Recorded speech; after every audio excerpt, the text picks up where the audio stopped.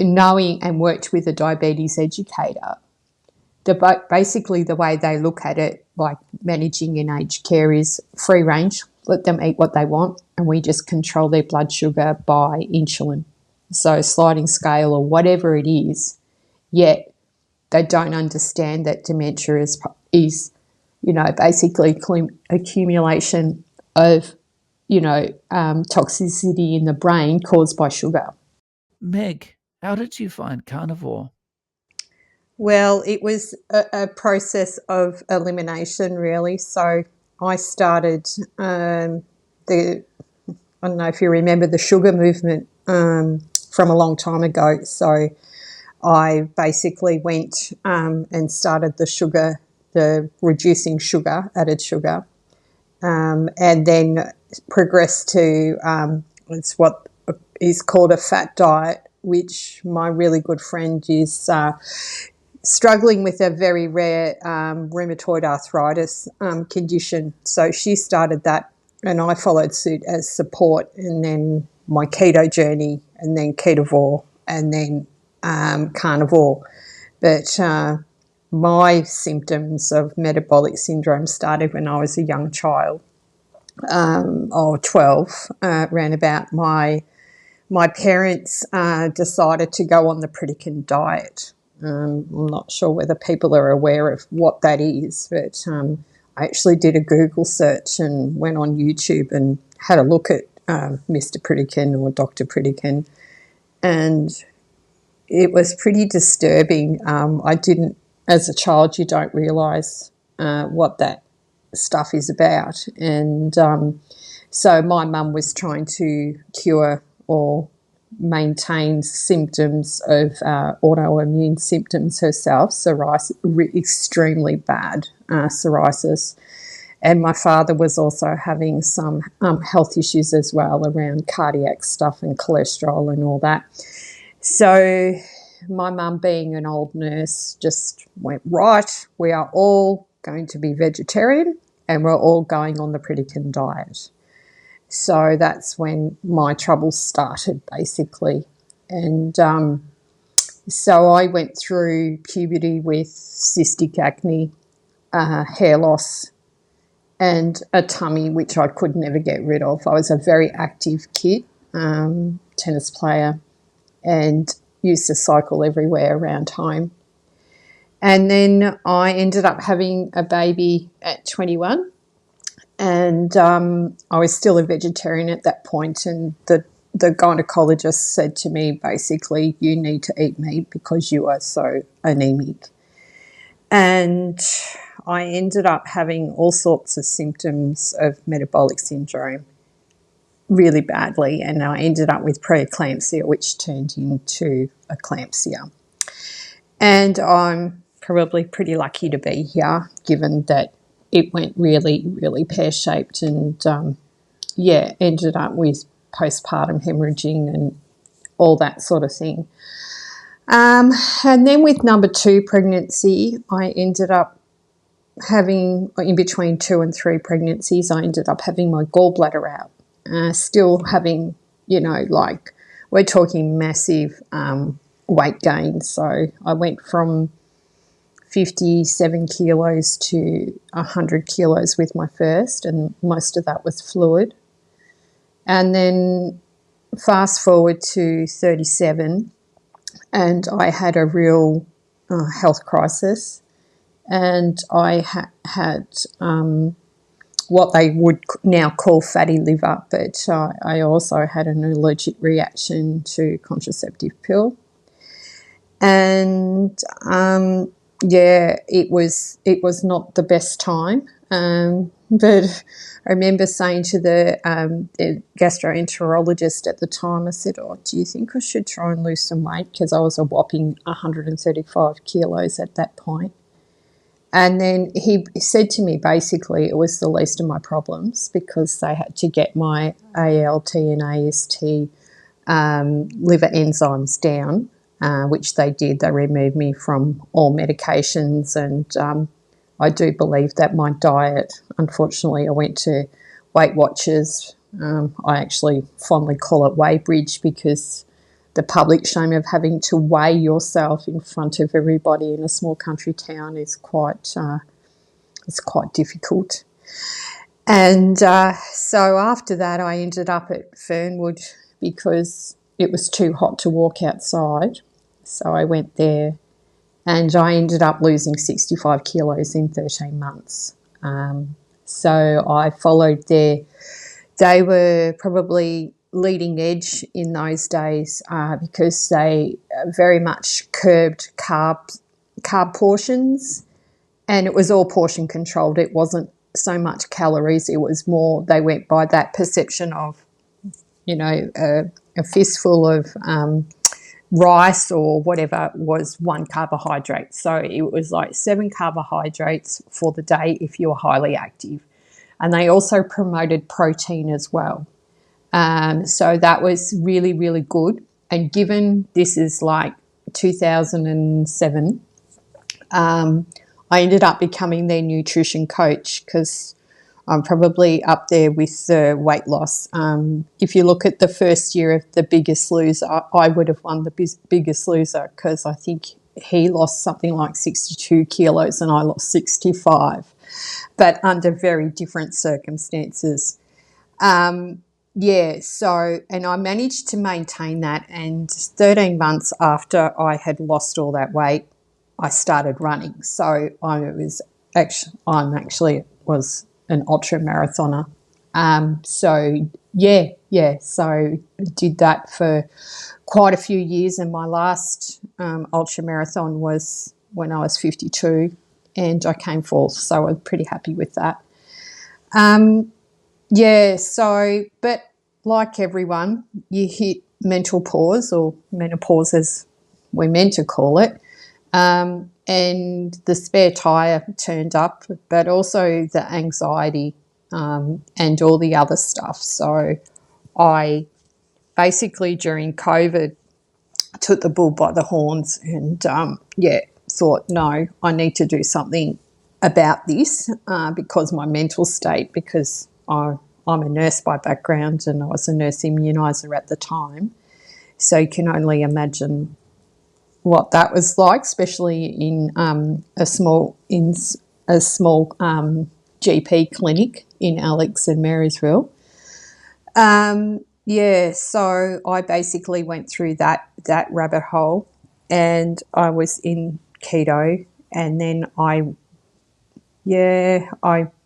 sort of progressed to carnivore. I started to explore. I started off with like Dr. Berg, who's very good and very knowledgeable. But then I ended up with Dr. Berry, who's, very, very matter of fact and direct and to the point. Very simple information. And then I also went to Dr. Anthony Chafee and also Carnivore Quest. They are really good because they keep it real. And that is something that I think gets lost in the translation. I'm not sure whether we all know about the COVID police.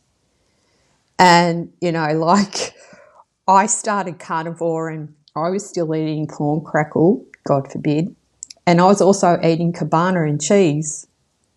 Oh dear, because, the nitrates and all that sort of stuff. And yes, and at times I would be drinking alcohol as well, God forbid. But in my journey, I've managed to turn around my aches and pains, which I've had since I was a young girl. So I had what they call juvenile arthritis, a histamine allergy, which is actually hereditary. My son also has an antihistamine allergy to kiwi fruit and a host of other things. And then during my initial carnivore transition, which I officially went carnivore in between Christmas and New Year, I went through severe oxalate dumping, given that I used to eat dark chocolate. I was raised, pretty much a vegetarian. Didn't spinach because I don't like iceberg lettuce because it tastes like water. Never liked boiled veggies ever. despise them. I'd rather eat them raw, which is probably even worse. And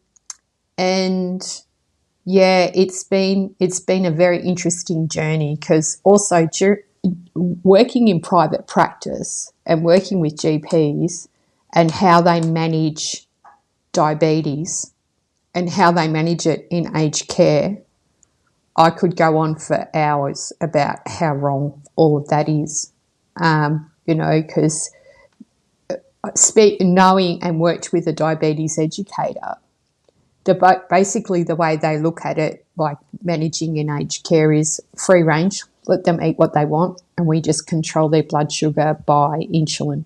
So sliding scale or whatever it is, yet they don't understand that dementia is basically accumulation of, toxicity in the brain caused by sugar.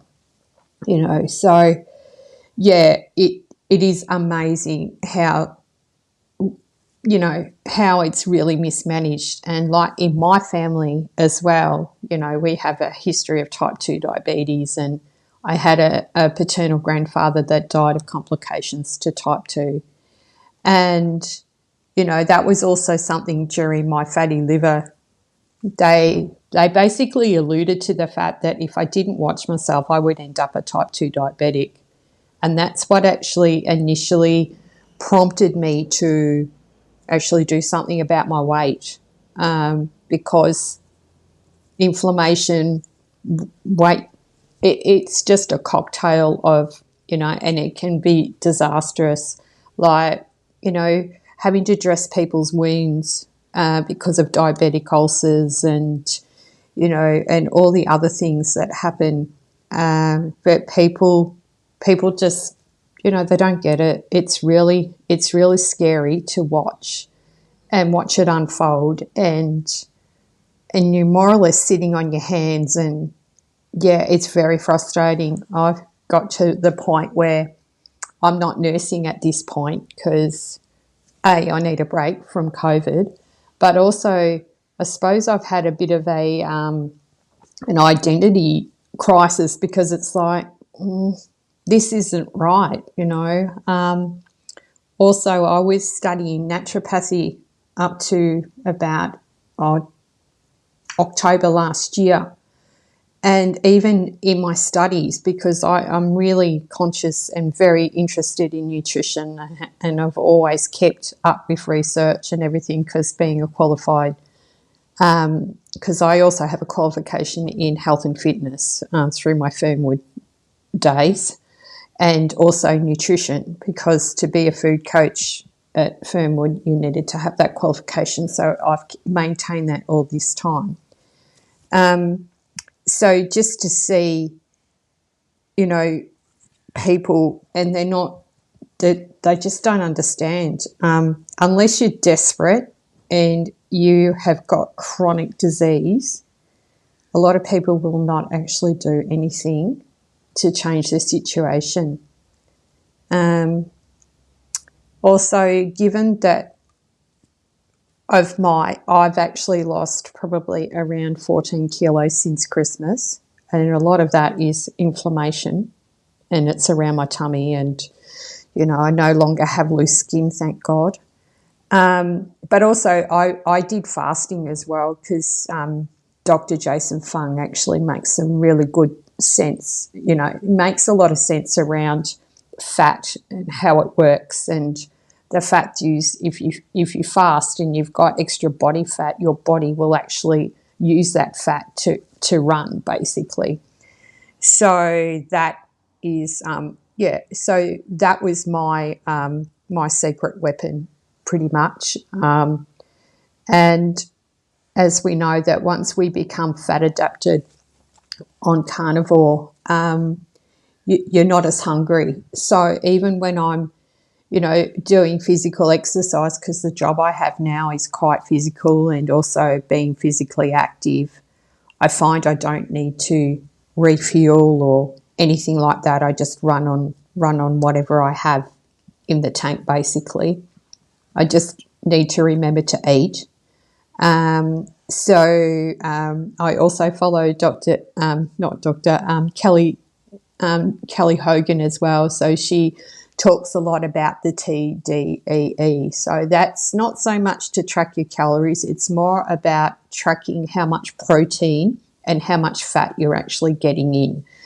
And being a woman in my mid-50s who has transitioned into menopause, a high-fat keto carnivore diet is very important because it balances hormones and keeps hormones under control. And that is the secret weapon to getting through menopause and those years. So, yeah. That's quite a journey, and from so young as well. Yeah, Um, yeah. Mm-hmm. so just to add a little bit of context, like the highest you got was 135 kilos. That's right, Um, yeah. how tall are you? I'm 5'4.5". Right. Um, and now, like, you lost 65 kilos at Fernwood, and then you've lost an additional 14. So, yeah, I sit between 53 and 54 kilos. So that's what I weighed when I Wow. was 16. What a difference. But people actually have stopped me in the street and said, "Have you got cancer?" And I'm like, I can't believe you just said that. And I shake my Right, head and go, no, it's what I put in my mouth, basically, right. And I think I've had 2 inquiries as to what I'm actually doing. And one of the people wanted to actually, really find out what I was doing. But they went, "Oh no, I can't do it because I've got these parties on and blah blah blah." And I suppose, having been an old food coach, you're very very used to listening to excuses and also understanding the psychology of weight loss as well. So I dealt a lot with eating disorders while I was at Fernwood, and I also did a lot of coursework through. It's an organisation called the Butterfly Foundation, which gives a lot of resources for eating disorders. And also during my nursing practice, I also dealt with a lot of eating disorders as well. So yeah, they manifest themselves as different things, but when you boil down to it, that's what it's about. Yeah. So, like, what does a day of eating look like for you, or you incorporating fasting into that? So, what is your kind of pattern? So I tend to, when I finish work around 2 o'clock, I'll break my fast with a fat coffee. Yes, I still drink coffee, and I don't have any intentions of giving it up just yet. Um, and then I have been having sardines, but I'm finding that I'm probably having a reaction to them. So the histamine. So I've backed off on those. But yeah, generally I'll have, it's like a soup. It's like a beef stew soup. So ketogenic woman, she has some really great recipes. So I tend to, just every week make up a big batch of soup because it's so cold here. And lots of gelatin in it, and I'll have that with an egg in it. That's how I start off. And then it's usually lamb or beef, and then an egg omelette for dinner. So that's basically what I have. Yeah, and lots of butter. Yeah, because I need it. Yeah, for the energy. Right. So I've looked at some of those fasting things like the sardine fast. I don't know whether you've heard about them or how much you know about them, but I think I lasted 12 hours and I went, nah, I'm too hungry. This isn't working. Also, I look at egg fasts and things like that, and I'm sure that they have their place, but I'm probably a bit simplistic like Dr. Chafin. It's like, just eat meat, just eat it. Yeah. Yeah, Yeah, I think maybe for different reasons, but I think I'm along the same lines as you. Like, if I'm going to fast, I just got to fast. Like, if I'm breaking it up with something like eggs or sardines or something like that, like it's just going to make me want to eat something else. So it's like it's going to exactly. be all Yeah, or nothing. yeah. I don't know. Sometimes I feel like a bit of a vigilante, but I have stumbled on some of the carnivore beginner Facebook groups, and they're primarily Australian, and unfortunately, I cringe. And like this poor girl, she was having trouble with sugar craving, and they said, "Oh, just clean your teeth." And I'm thinking, every time I clean my teeth, it's like a sweet taste, and I want to eat more. It's like it doesn't work for everyone because, like, I have a really bad sugar addiction or a sweet tooth or whatever it is, and one whiff of it, and that's it. I'm a goner. I used to be able to inhale a bag of M&Ms, in 30 seconds flat, sort of thing. Probably because growing up, I wasn't allowed to have any of that stuff. So because of the strict diet that we were on, so that made it worse. So when I could, I'd binge, and yeah. But getting back to the carnivore police, yeah, it's cringe worthy because nothing worse than a 5 minute expert, I believe. So yeah, I find it hard, and I send the message of, hey, let's be kind, um, and we need to meet people where they're at. And the only way they're ever going to get better is if you encourage them. If you're publicly shaming them because they still have pickles or they're still having artificial sweeteners, you know, so be it. It's better than actual straight sugar, and eventually you will get off it because I had to do the staggered approach as well because it does your head in. It's like some people can just snap and just totally just overnight do it.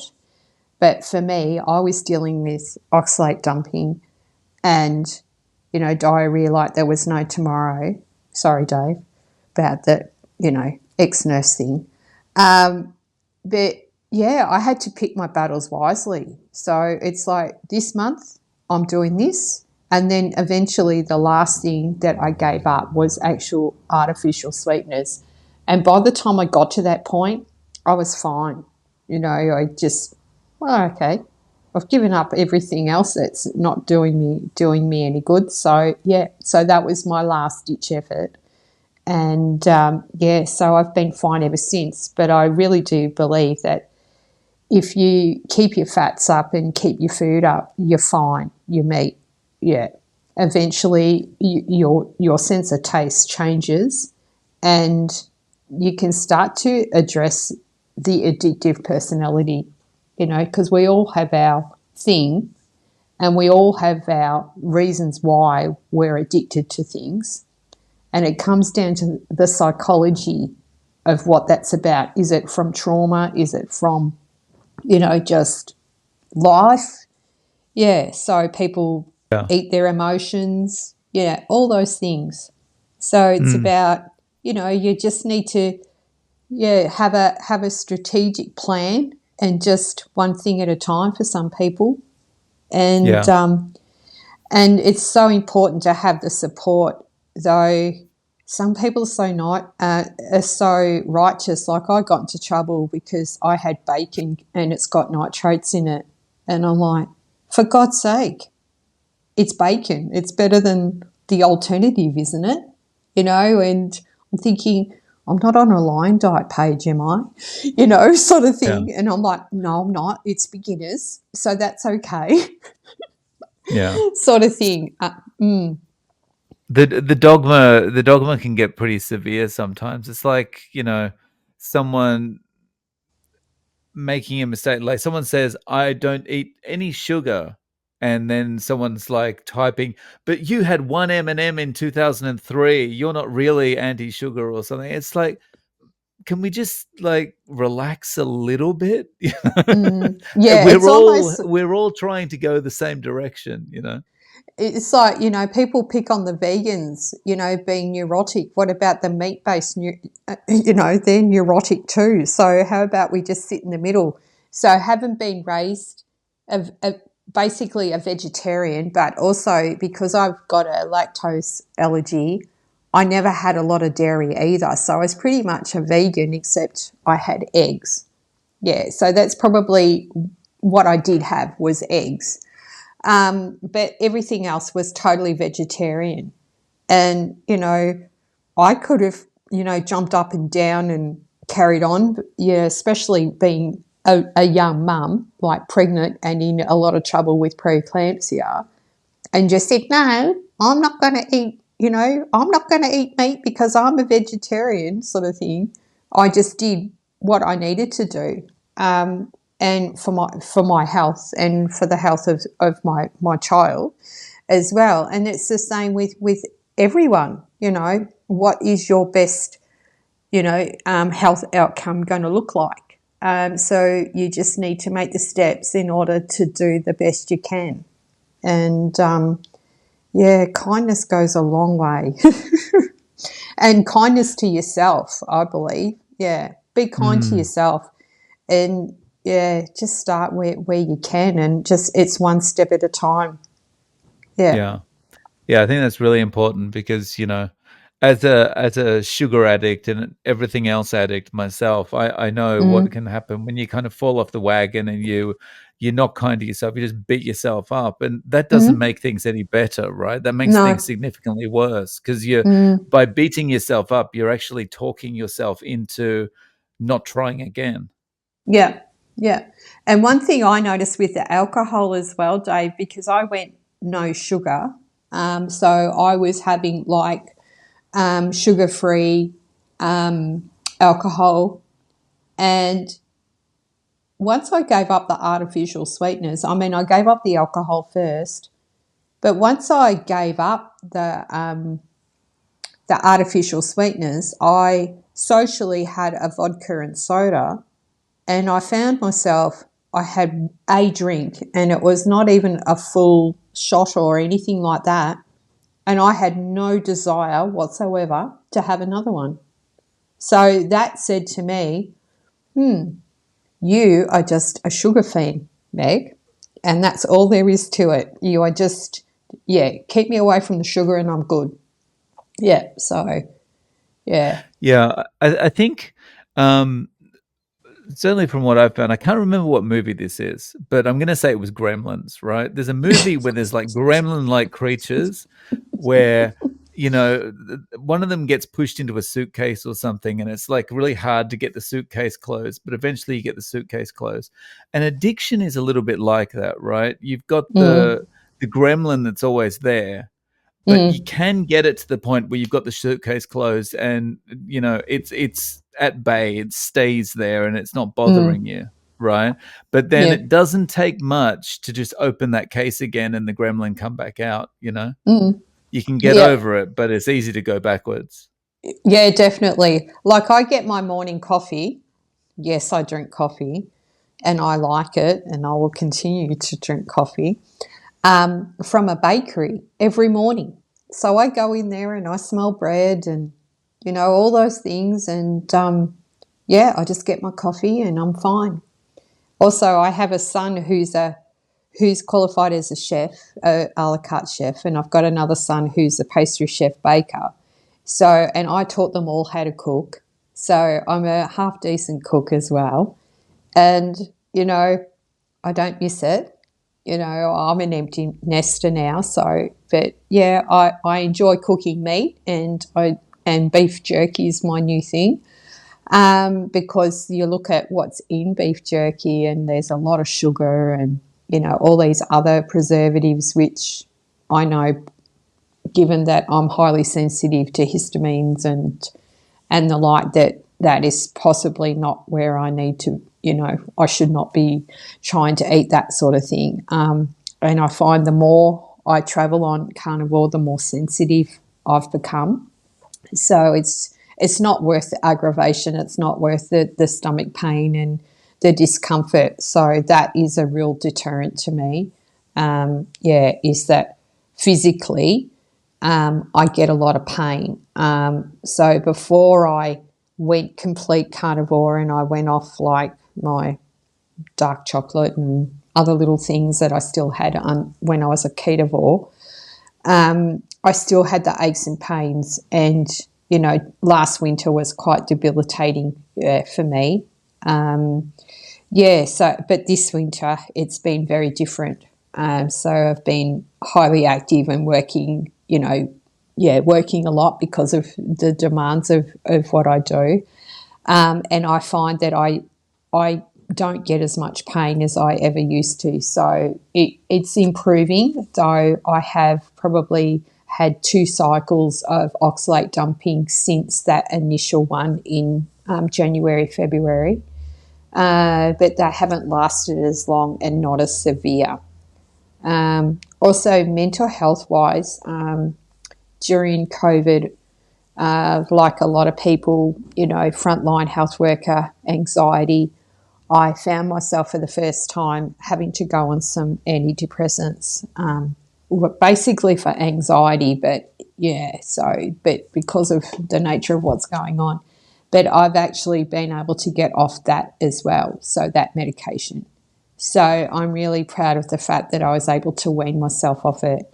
And I don't suggest that everyone does that, but given being a nurse for a very long time, I've advised patients over the years, like as per doctor's orders of how to do that. So I managed to do that and I haven't looked back. So, and I know that when I do feel flat, it's generally to do with the oxalate dumping. And so I could nearly even, there's a correlation between that and my mental state, and also physical symptoms as well. And unfortunately, my youngest son has actually inherited, a lot of this, unfortunately. He's the one with the anaphylaxis to kiwi fruit and all of those things. So he's been in a world of trouble in terms of that. And so I haven't pushed too hard with him. It's just about, living by example. So, so he's a very smart boy. He'll work it out. Everyone arrives at their own decision in their own time. So, I keep sharing my journey with him so that he's aware, and he'll work it out himself. He's he's no idiot. So eventually you'll go, that's not doing me much good. Yeah. So what is it like being a carnivore in regional Victoria? Do you kind of stand out like a sore thumb, or is it easy to just do your own thing? I just do my own thing, though I must admit they must look at my butter consumption a lot because, I'm usually buying lots of butter. And we only have one supermarket in town as well, so I'm always trawling for meat specials and things like that. Here comes the butter lady. Pretty much. But anyway, no, they leave me be pretty much. But, a few times they've said to me, oh, you're getting too skinny. And I'm like, no, I'm not. I'm fine, thank you.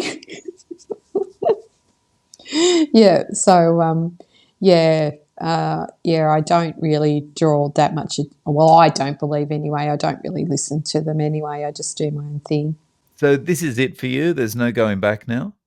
No, because, you have to ask yourself pain or being functional. And also I'm in my mid-50s and, and I geographically live on my own. So my family are all in different states. So I'm primarily here on my own.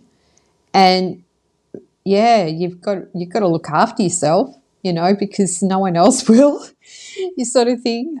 Yeah, and I still have a very physical job, business, I should say, and yeah, I need to maintain my mobility as long as I can because I already know what a nursing home looks like, and yeah, definitely don't want to end up there. And plus, the food's terrible, so why would I want to go there? You know? Yeah. So, Apparently, Maggie Beer's going to sort all that out. oh, she's trying, but you know what? It's been the same since I was a little girl. Like I used to go and volunteer at aged care facilities when I was young, where my mum used to work, and through school. And the food has not changed in all those years. It's still like sloppy vegetables, dished out with horrible gravy, with those ice cream scoops, and that's what they eat. And it used to make me want to be sick feeding the poor residents this food. And I'm thinking, there's no enjoyment in this at Yeah. all.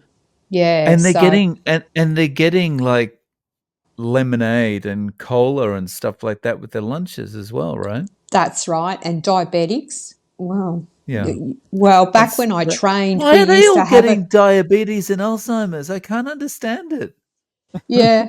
But I remember when I was training, like there were strict guidelines as to what a diabetic got, and that doesn't happen anymore. It's like, oh, whatever, and then yeah, we'll just sliding scale insulin here, we'll just prescribe another tablet, and yeah, that's all nurses are doing. They're just drug dealers. They're just popping pills and trying to get them, getting these poor residents to swallow all these pills, and it's the last thing they want to do. Yeah, Yeah. yeah, Um, it's terrible. Yeah. so if someone came to you and said, "Look, you've lost so much weight, you're doing so much better. I'd like to try this myself." What advice would you give them? Well, I would probably ask them what's your motive, what's motivating you to do this, and if it's just weight loss, it's like, okay, well, that's a good start, but yeah, there needs to be a more intrinsic reason to do it. Is it like you want to age disgracefully, like yeah, longevity?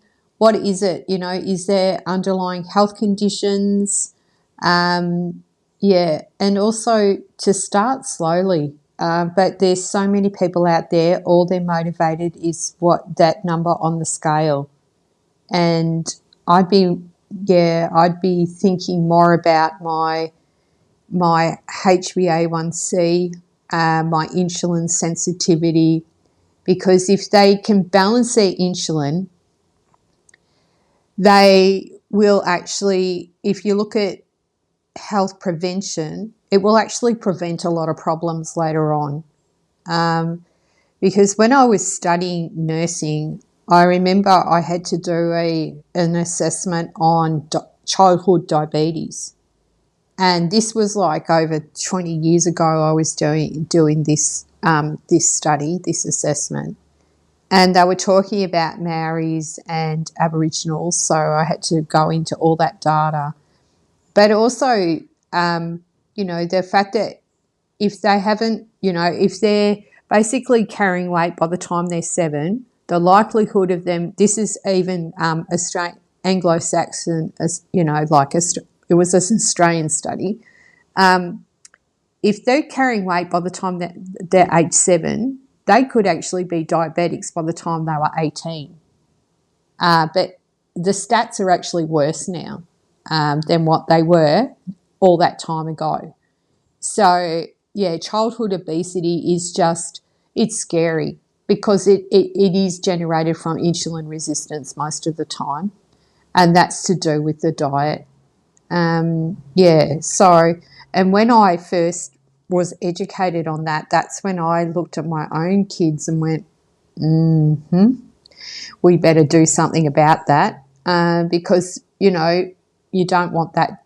you don't want that for anyone. You know, like my eldest boy, he had trouble with weight as well and cystic acne, but he found keto very early, so he was able to reverse that. My middle son, he's just a greyhound, but that doesn't mean anything because you can still be insulin resistant and be lean. And this is another thing that people need to realise, that insulin resistance isn't just in fat people, it's actually in skinny people too.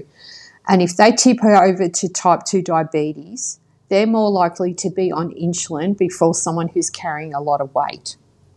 And their health outcomes are more chronic in a lot of respects because they have to start insulin so much earlier. So, yeah, there's so much that you could do. Yeah, it's just whether people are prepared to listen. And unfortunately, our health system has this paradigm that, yeah, I can't see shifting for at least my generation. Yeah, I think, the best we can hope for probably is that we can at least kickstart something, right? It's, Mm-hmm. we can lay the foundations of, you know, uh, getting a message of better health out there and hope that it continues, right? Yeah, because it's your life. It's a quality of life, and some people are just, yeah, they're just so wrapped up in their health and their illness, whereas I'm just like, nah. I just want to actually live my life and find peace and just enjoy my life and not have to worry about all that stuff. So, and as I'm aging myself, I realise me, who's not on any medication at all, I'm a very lucky girl to be in that position because there's so many people my age that are chronic health conditions, and yeah, it's really hard to see and to watch and to nurse.